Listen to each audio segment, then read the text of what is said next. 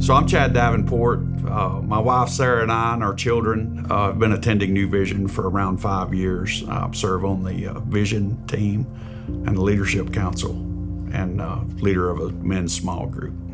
So I realized a few years ago that I was trying to do this alone. My wife and I were, and was just listening to some of the pastors and church leaders talk about small groups and realized that maybe I was one of those guys that nobody knows, and really felt it important to get a group of guys around me, a group of men around me that were dealing with some of the same struggles that I was, that would be able to lift me up, and maybe I could encourage them through some of the trials that I've walked through in my life. So I would say my time in my men's group has shaped me in several ways. I would say that it's made me more cognizant of the need for me to support other Christian men around me.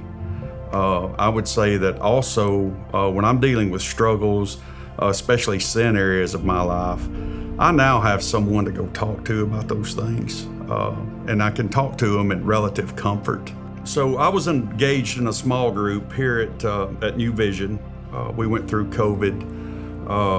The small group stopped meeting then. So we had a small group of our guys that really wanted to get back together and start meeting again. So we decided to meet at my office. When we started meeting there, and this was really composed of guys from New Vision, we started meeting there on Tuesday nights, and some of the guys at work got interested in that. So we had brought in some of those guys from work. So we have, not only do we have people from New Vision there, but we have people that come to our small group that go to other churches, even outside Rutherford County. We have guys that call in from out of state on our Zoom call every week. And it's just been not only good for us to be able to have this small group and have a lot of different people pouring into it, but it has it's really affected our workplace.